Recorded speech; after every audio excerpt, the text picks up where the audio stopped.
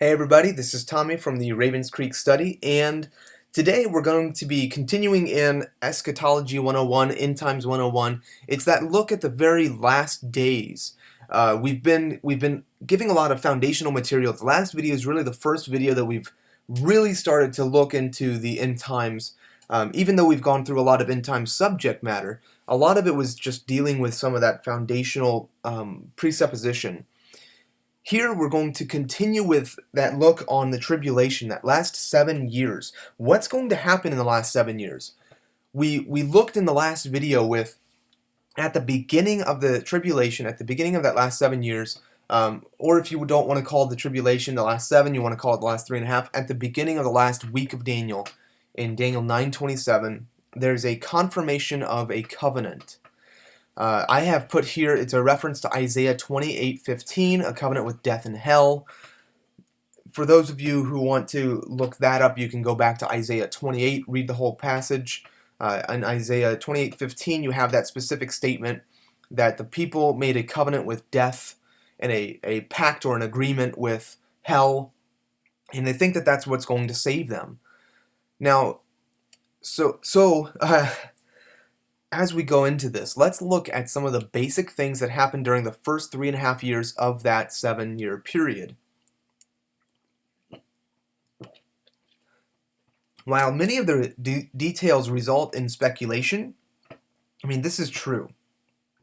If you have ever done any kind of study on the end times, you probably have run into people who have just added speculation upon speculation, and because they've started with this one detail in the Bible and then speculated from that, they're able to build an entire framework of an idea of what's going to happen and prophesy and etc., etc. But they have no clue because it's all built on speculation. The truth is that there are many solid details given that require absolutely no speculation whatsoever. While it's difficult to pin all of the pieces together, it's a tedious task, but it's necessary. And when you do it, you find that speculation just doesn't satisfy. And while it's fanciful and while it's kind of fun to imagine what's going to happen, ultimately there's so many details that the Bible does give that are solid details. And again, you can see here I have it, just like there are patterns in the stories. We went through that, one of the first videos we went through, that there are patterns in the stories. There are also patterns in the prophecies. So you have this king of the north that is continuously in the prophets, whether it's the Assyrian of Isaiah or the Babylonian of Jeremiah, just the king of the north that you have in Ezekiel, or you have the king of the north in the book of Daniel, the king of the north in the book of Joel. Over and over and over again, there is this figure from the north in the prophets. You put the prophecies together of this figure from the north, and you're just going to have a plethora of ideas. Who's the Antichrist? What's he going to look like? What are the things he's going to do? How does the Bible describe the Antichrist? Just look at the way the prophets describe this one from the north, this kingdom from the north. You're going to be able to piece the puzzle together quite quickly and quite easily, and probably more effectively than a lot of the people who use speculation as one of the solid means of which they build their whole framework. And I mean, that's just one piece of the puzzle. You do that with everything. What did the prophets say about covenants that Israel makes? Well, over and over again, you have covenants being a bad thing. What does the Bible say about the abomination of desolation? Well, you look at where are all of the pieces that speak on that kind of middle of the week theme, since we've gone through the video in the last video. Okay, it's not just the abomination of desolation. You know that there's also going to be, like, Revelation 13. There's this statue that is set up in Jerusalem, is essentially where it's at.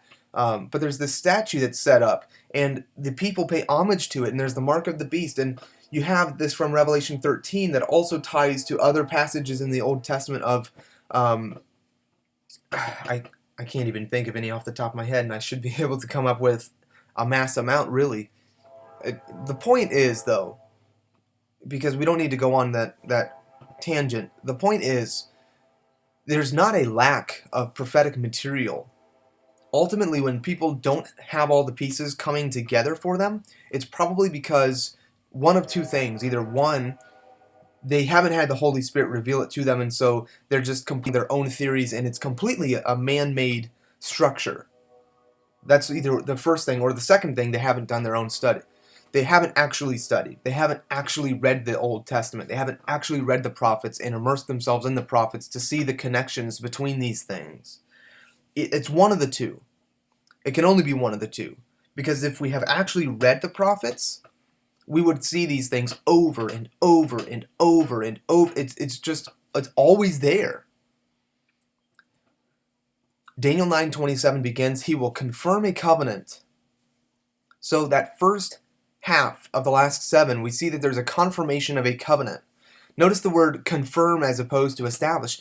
It might not be a peace treaty. It might be a peace treaty. Again, this is where speculation comes, right? It's that easy. You read, he will confirm a covenant. Oh, there's a peace treaty that's going to be made. It's that easy. But the Bible doesn't say that.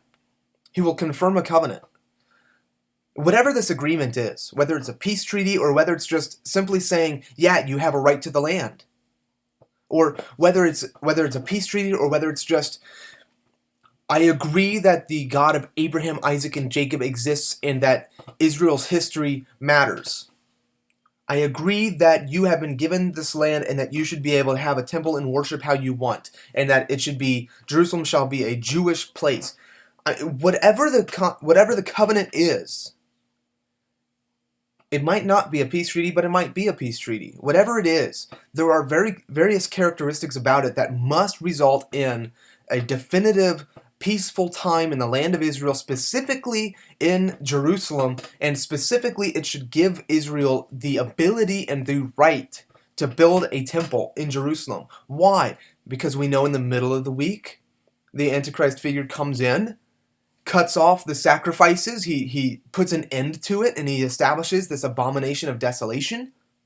And there can't be a cutting off of sacrifices and offerings if there are no sacrifices and offerings. He cannot set up the abomination of desolation at the wing of the temple or at the corner of the temple if there's no temple.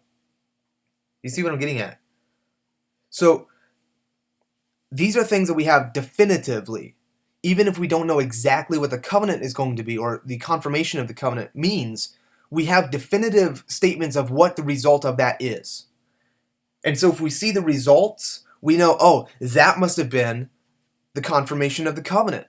And even if we didn't see it as being whatever that was, we can see this is the result. That's got to be it. You see what I'm getting at? This is how we should be reading and interpreting our Bibles. We should be careful with the details. The end of this cutting off of the sacrifices and the end of this peaceful time is the cutting off of sacrifices and offerings. Currently, there are no sacrifices and offerings. I just went through this. So this agreement, what is it how does God look at this agreement, this confirmation of a covenant? How does he look at this pact? Well, I would think that the covenant with death and hell is definitely one of the more severe statements, but definitely one of the statements of what God is thinking. This is a trusting in the arm of the flesh. Israel thinks they're being blessed by God, and that this is the same pattern, that they're being blessed by God, and this is like going back to when God was giving them again the land of Israel throughout their history. It's not. When you look at the prophets and you see the time of the end, when I think it's Isaiah 11, it talks about we possessed it for just a short time. No, Isaiah 11 is when I'll bring you back a second time. So it must be closer to the end of Isaiah. I think it's Isaiah 66 or 65.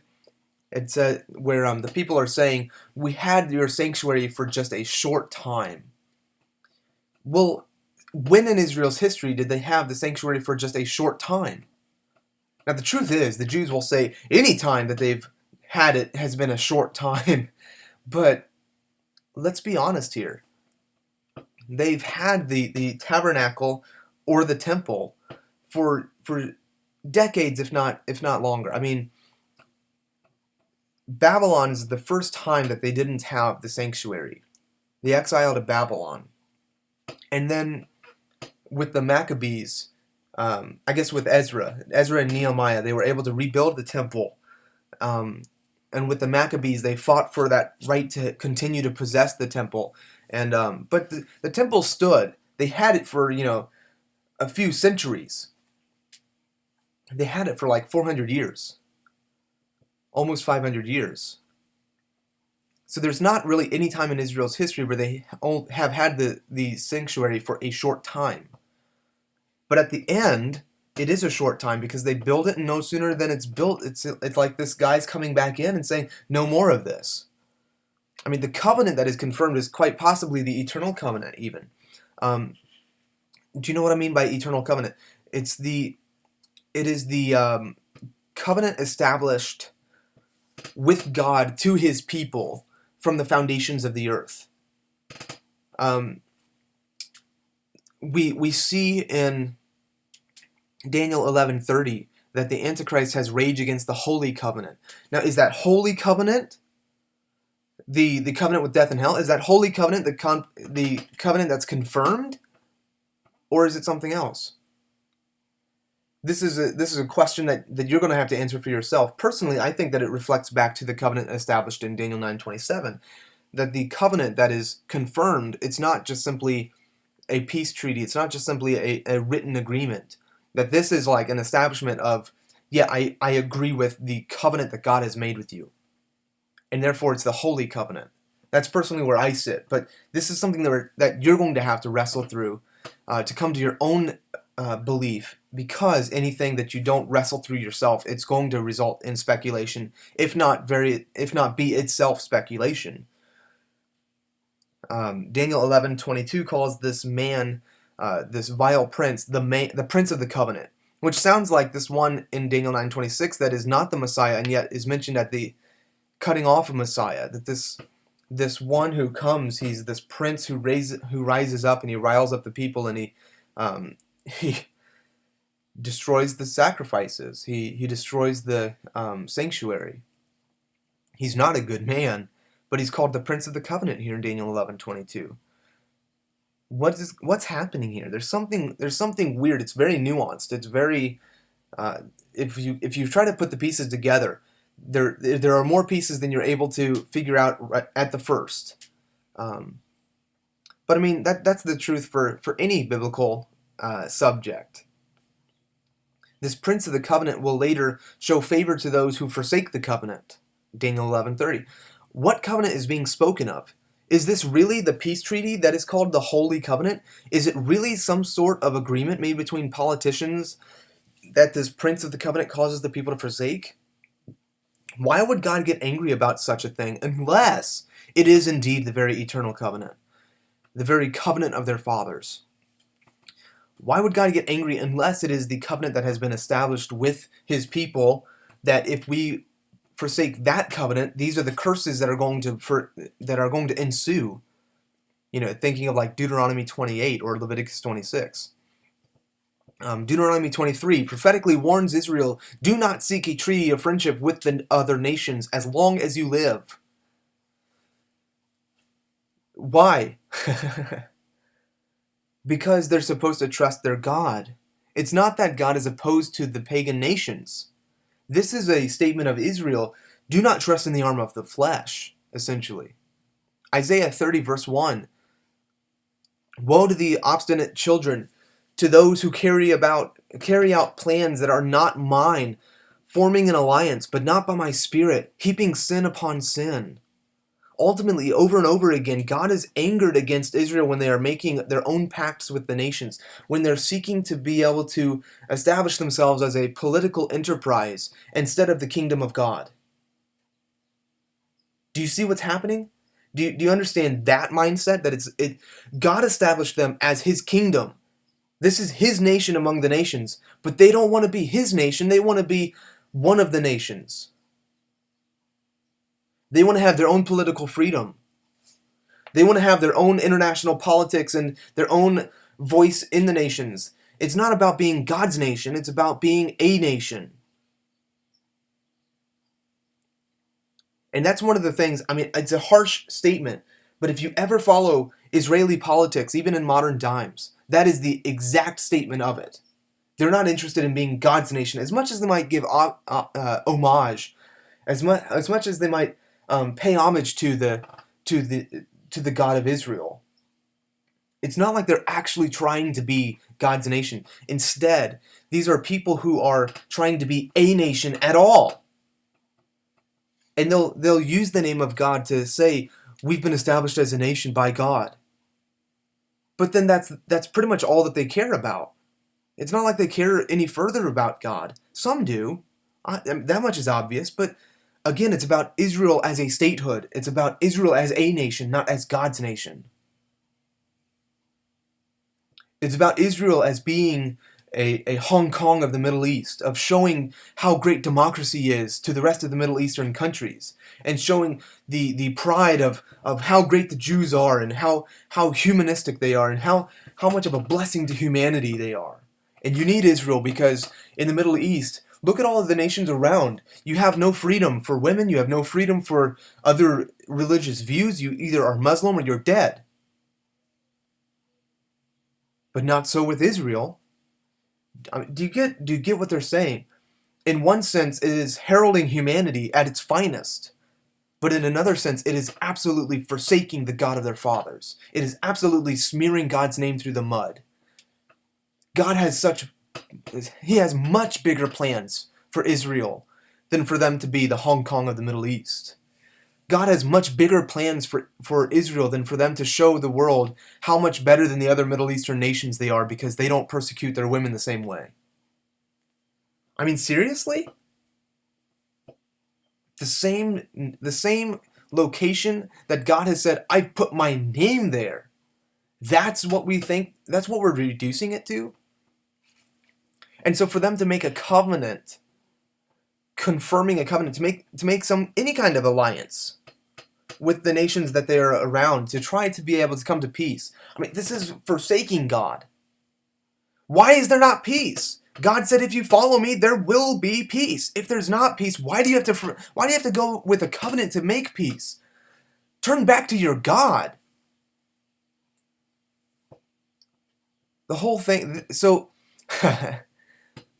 with the first 3.5 years, we're expecting a time of peace, yes. But the question comes up, what does this covenant look like? What exactly are we supposed to... Here's what we need to understand about it.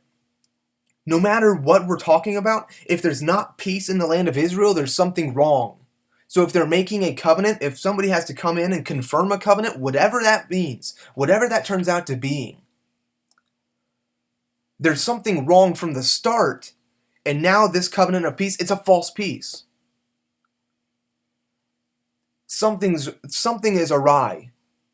And anybody who has a prophetic understanding, who can understand that if Israel is not at peace, there is something wrong. They are forsaking the covenant in some way. Anybody who has that understanding can understand from the very beginning to the very end. This is completely a fake, false, phony peace. It is not the truth.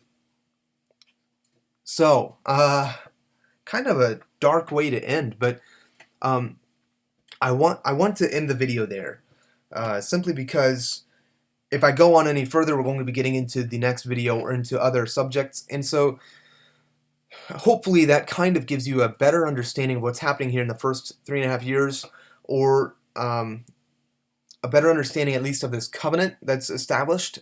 Next, we're going to look at the peace and security a little bit more deeply, and then we're going to be looking at the temple and sacrifices. Thanks for joining, and hopefully this is something that stirs you to understanding a bit more biblically as to how we're supposed to view modern politics, the modern state of Israel, how we're to view the current events in the Middle East. Blessings on you in Christ Jesus.